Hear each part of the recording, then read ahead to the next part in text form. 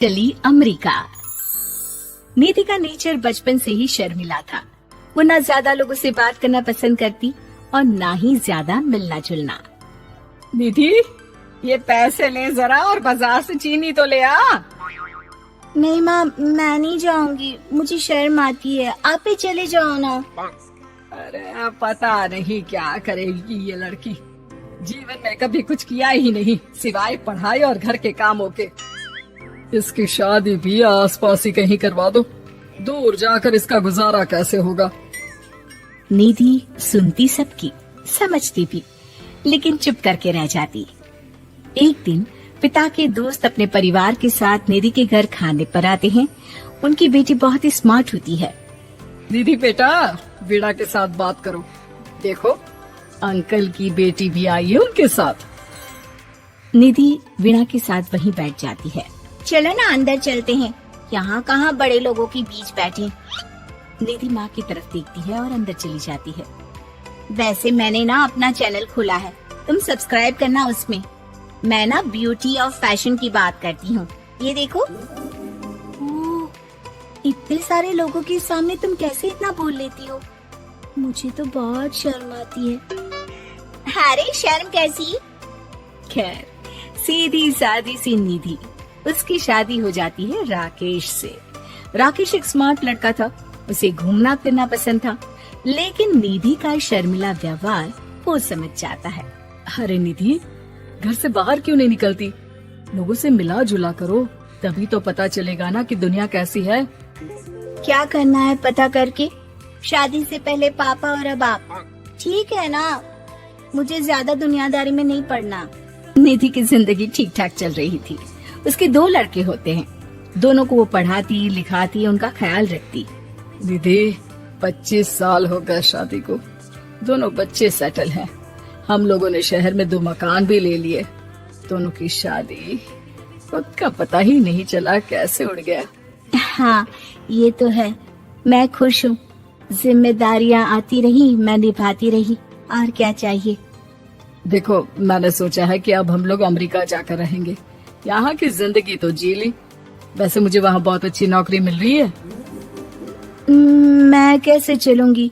मुझे वहाँ का कुछ नहीं पता। अब तो जानते हैं ना कि मैं घर से बाहर ही कम निकलती हूँ। अरे तो क्या हुआ, वहाँ भी घर में ही रहना है ना, मैं हूँ ना, नौकरी करूँगा। निधि मान जाती है और पति के साथ अमेरिका चली जाती है। माँ, तुम्हारी बहू को बच्चा होने वाला है, तो क्या तुम 2 महीने के लिए यहाँ आ सकती हो? मुझे तुम्हारी बहुत जरूरत है, मैं टिकट भेज देता हूँ। हाँ हाँ, ये तो बहुत खुशी की बात है। मेरा भी मन सबसे मिलने का कर रहा था, पर क्या माँ पर? अब मैं आऊंगी कैसे? पापा से बात करती हूँ। देखो माँ, प्लीज बहाना मत बनाना। तुम जानती हो ना, इस वक्त में मैं किसी पर भरोसा नहीं कर सकता हूँ। निधि पति को सारी बात बताती है। क्या आप भी चलेंगे? निधि, आने जाने में बड़ा खर्च हो जाएगा, ऊपर से मुझे यहाँ छुट्टी नहीं मिलेगी। बहू पर वक्त ऐसा है कि तुमको तो जाना ही पड़ेगा।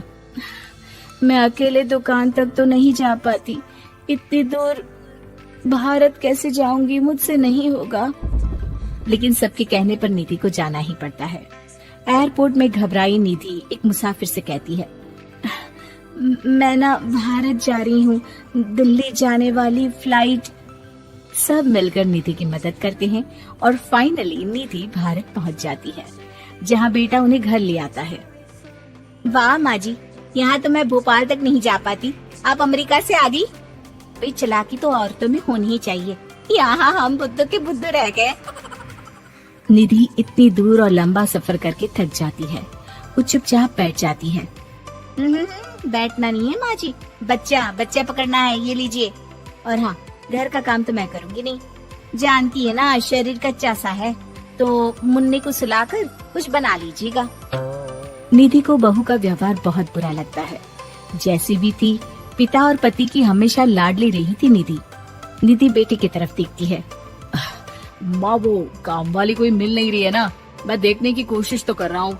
जैसे ही मिल जाएगी वो संभाल लेगी सारा काम। अरे कैसी बात कर रहे हो? जब पहले मैंने कहा था कि अमेरिका से इनके टिकट में जो पैसा खर्च कर रहे हो उतने में नौकरानी रख लो, तो नहीं, मेरी बात पर विश्वास नहीं था। कि ना कोई मेरे बच्चे को अच्छे से नहीं संभालेगा। अब इनका भी खर्चा और नौकरानी का भी खर्चा। अरे ना जी ना, मैं नहीं संभाल सकती। निधि जैसे तैसे 2 महीने रहकर वापस अमेरिका चली जाती है, लेकिन वहाँ जाते ही जैसे राकेश उसे देखता है उसके गले लग जाता है। ये क्या हालत बना रखी है निधि, कैसी लग रही हो? खाना नहीं खाती थी क्या? क्या हो गया? निधि पति से कुछ नहीं कहती, बस रोती ही चली जाती है। मैं नहीं चाहूंगी कभी भी भारत, आप मुझे हमेशा यहीं रखना अपने पास। राकेश बेटे को फोन करता है। तुम्हारी माँ की जो दुर्दशा करके तुमने भेजा है ना, मुझे पता होता तो मैं अपनी बीवी को कभी तुम्हारे पास नहीं भेजता। पापा, आप तो रीना का नेचर जानते हैं ना, माँ पर हावी रहती थी। अब मैं तो ऑफिस चला जाता था, वो माँ पर जुल्म करती है और माँ भी इतनी सीधी है कि चुपचाप सहती रही। मुझे माफ कर दीजिए पिताजी। खैर, राकेश कहता भी क्या, प्यार दुलार के साथ अपनी निधि को संभालने में लग जाता है। लेकिन कहते ना, वक्त हमेशा एक सा नहीं रहता।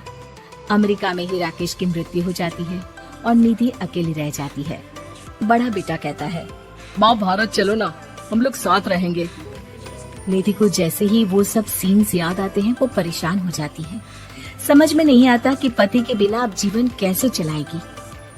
मैंने सारा जीवन घर का काम किया, घर देखा और जिंदगी चलाई, लेकिन जिस घर में रही सबने प्यार दिया, मैं वहां नहीं जाना चाहती।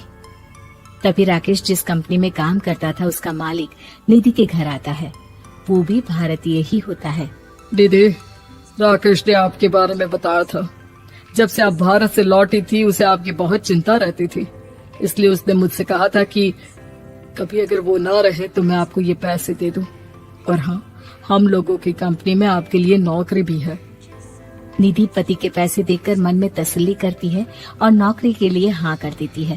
अरे पागल है क्या माँ, कैसे नौकरी करोगी? ये अमेरिका है, दिल्ली नहीं। वहाँ तो तुम घर से निकल भी नहीं पाती थी, यहाँ कैसे? मेरे पति, मेरे पिता मुझे खुश देखना चाहते थे। वो लोग जब तक थे मुझे किसी चीज के लिए ना फोर्स किया, ना कभी कमी होने दी।